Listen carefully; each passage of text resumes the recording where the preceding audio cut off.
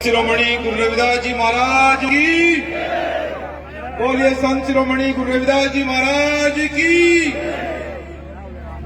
जितने महान हमारे संत और महापुरुष हैं उतनी तेज से आवाज नहीं आ रही है। ये मार्शल कौम है, इतनी महान कौम है, तो आज ऐसा लगना चाहिए कि सच में संतों महापुरुषों का गुणगान हो रहा है। बोलिए परम संत शिरोमणि गुरु रविदास जी महाराज की। बोलिए सदगुरु समनदास जी महाराज की। बोलिए भिक्षुकदास जी महाराज की। बाबा साहब डॉक्टर अंबेडकर जी को कोटि कोटि नमन करते हुए, मान्यवर साहब काशीराम जी को भी कोटि कोटि नमन करते हुए, मुझे जो संतों महापुरुषों का आदेश हुआ है, मैं निश्चित रूप से उस आदेश का पालन करूंगा। आप लोग सोच रहे होंगे कि मैं अपनी बात रखने के लिए मंच पे आया हूं। नहीं, मैं अपनी बात मंच पर रखने के लिए नहीं आया हूं। मैं उस स्लोगन पर चर्चा करने के लिए आया हूं जो हमारे रहबर, हमारी कौम के, जिस कौम में हमने जन्म लिया, जिन्हें इस देश के ही अंदर नहीं पूरी दुनिया के अंदर संत शिरोमणि गुरु रविदास जी महाराज जी को शिरोमणि की उपाधि से नवाजा गया। मैं इस स्लोगन पर चर्चा करने के लिए आया और एक सवाल करने के लिए आया, और मैं यहां इसलिए बैठा था, मुझे नहीं बोलना चाहिए क्योंकि बहुत सारे संत बैठे हैं, ये सच है, लेकिन मैं माफी चाहता हूं संतों से कि अगर मुझसे कोई भूल चूक हो गई हो मुझे माफ करना। मैं इसलिए मंच पे आया हूं कि दिल में पीड़ा है। हम उस कौम से आते हैं जिन संतों महापुरुषों ने पूरी उम्र हमारे लिए संघर्ष किया। गुरु रविदास जी ने 650 साल पहले जो इस क्रांति की अलख जगाई, गुरु रविदास जी ने जो समता समानता बंधुता का पाठ पढ़ाया, 650 साल पहले गुरु रविदास जी ने कहा कि ऐसा चाहूं राज में जहां मिले सभी को और छोट बड़े सब समान बसे, गुरु रविदास रहे परसेंट।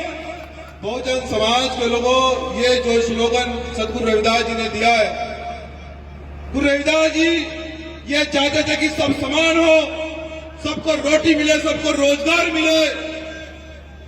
तो बहुजन समाज के लोगों, ये मेरा सवाल आपसे है कि आज भी जिन संतों महापुरुषों ने ये स्लोगन लिखा, ये श्लोक जिन संतों महापुरुषों ने लिखा, उन्हीं समाज के साथ में आज भी अत्याचार क्यों होता है? उन्हीं पर गोली क्यों चलती है? आज वही 2 वक्त की रोटी के लिए क्यों तरस रहे हैं? आज मेरा बहुजन समाज ही आर्थिक रूप से क्यों कमजोर है?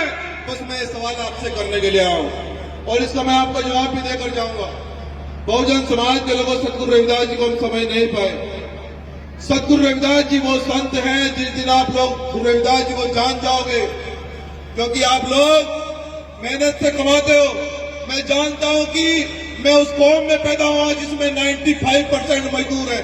मैं मजदूर का बेटा हूं और जितने भी बहुजन संत महापुरुष हैं वो सब मजदूर के बेटे हुए हैं, लेकिन उन्होंने इतने महान काम किए हैं, इतने बड़े काम किए, सबको समानता का पाठ पढ़ा, सबको रोजगार मिला, लेकिन ये बहुजन समाज पीछे क्यों रह गया? ये सवाल करने के लिए बस मैं आया हूं आपसे। आज भी हमारे लोगों के पास जमीनें क्यों नहीं है? वो गरीब क्यों है? क्योंकि गुरु रविदास जी को हमने नहीं जाना। हमने गुरु रविदास जी की फोटो घर में नहीं लगाई। जो मेहनत और मजदूरी से आप पैसा कमाते हो, वो आज भी आप सही तरह से गुरु रविदास जी के मंदिर में नहीं देते हैं। कुछ लोग की तो हमारे समाज में जिनकी नौकरी लगती है वो गुरु रविदास घर में नहीं जाते, वो कहीं और जाते हैं। इसी कारण से समाज आगे नहीं बढ़ रहा है।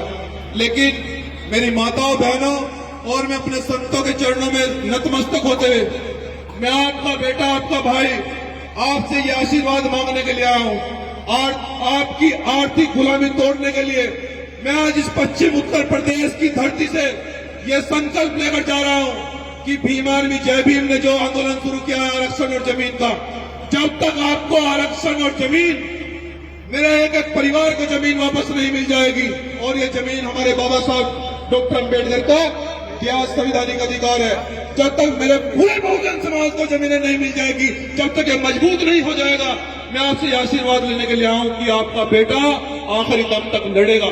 लेकिन बस मैं चाहता हूं कि हाथ खड़ा करके मुझे ये बताएं, क्या आप मुझे ये आशीर्वाद देने के लिए तैयार हैं? क्या इस आंदोलन में आप साथ देंगे? क्या अपने बेटे को आशीर्वाद देकर इस आंदोलन को मजबूत करेंगे? तो मेरा वादा है कि पूरे बहुजन समाज और भीम आर्मी जैविन के जितने पदाधिकारी कार्यकर्ता मेरे साथ में हैं, मजबूती से लड़ा जाएगा। और मैं फिर से ये संकल्प लेकर जा रहा हूं कि बहुजन समाज के लोगों, जब तक तुम्हारी आर्थिक गुलामी की बेड़ियां नहीं तोड़ देते, जब तक ये तुम्हारी गरीबी भी दूर नहीं कर देते, न मनजीत सिंह नौटियाल चुप रहेगा और न भीम आर्मी। जय गुरु रविदास, जय भीम, जय संविधान।